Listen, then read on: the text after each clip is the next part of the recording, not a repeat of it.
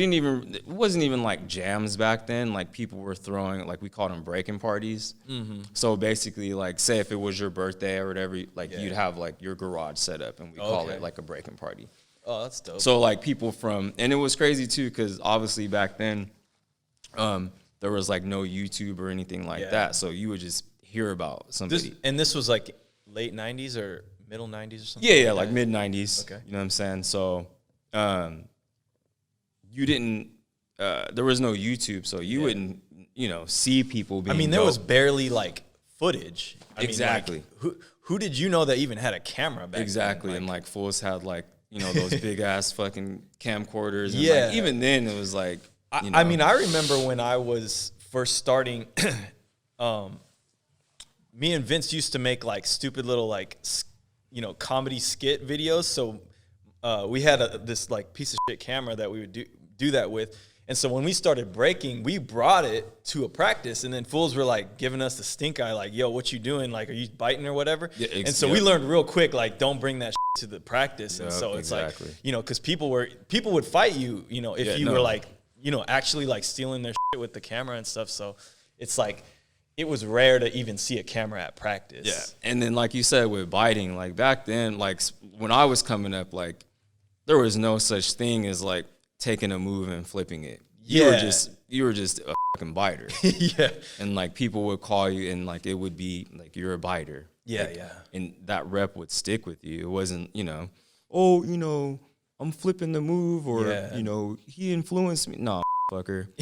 Like you're a biter. Yeah, your mouth flipped over that and chomped it. And people would like, like they would really want to fight you over it, you know, and it wasn't just like breaking moves, it was like everything, like just graffiti, like the way you look, graffiti, your clothes, like, you know, like people, they wouldn't wear the same shoes, like people would be, like have like really try to be original with everything. Yeah, you know what I'm saying? Like I have on these Nikes right here, and like if I saw somebody wearing them like the next week or next day, like I would call them a biter. Like, oh, bro, you're biting my style. That's interesting. Okay. Even over a pair of shoes that are sold at Foot Locker. Yeah. You know what I'm saying? Yeah. Even in crew, like in our crew, like if somebody had on the same, like a pair of shoes or something, like you wouldn't go buy the same shoes. Yeah. You know, like it could be a pair of Jordans. Somebody have the same shoe, like, nah, bro. Yeah. You know, you're biting off your, like, even crew members, oh, fool, you biting? Yeah, it's you know like, what I'm saying? But well, because you're like, dude, because your rep is tied to their rep too. So if it's like, yo, you're biting, like now everyone's gonna be like, this whole crew, they're all biters too. Like so we it's took like that you shit. keep your people like, you know. No, we took that shit serious back then, man. Like, not saying that people don't now, but I feel like it's a looser. Yeah, you know, like you say, oh, I flipped it, and they're like, okay, I guess. Yeah, I mean, it's. I don't see people fighting over it anymore. That's the big difference. But and I think because of that, people got looser about it.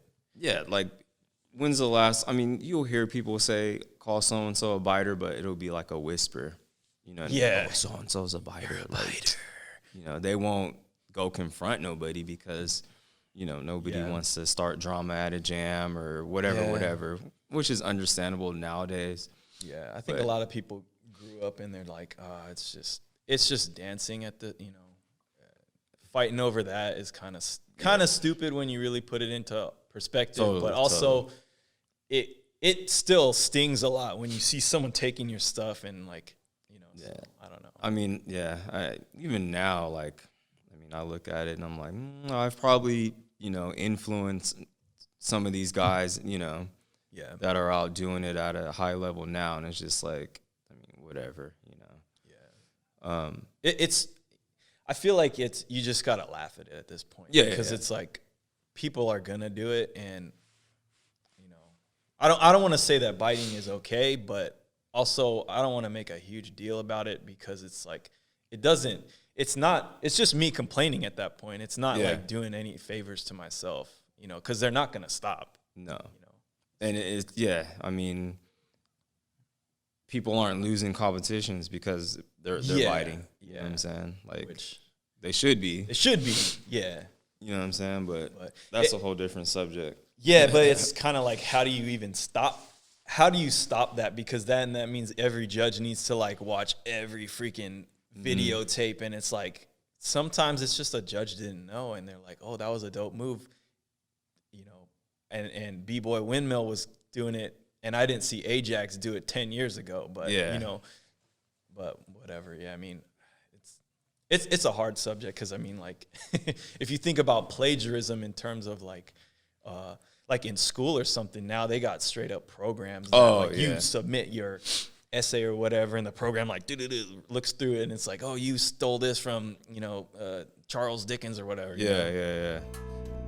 Thank you guys so much for watching this video. Please click like if you liked it, or dislike if you thought it was whack. Either way, make some noise in the comments down below. Let me know what you think. And please subscribe if you're down with that broke boy and or broke girl shit. Thanks. Peace.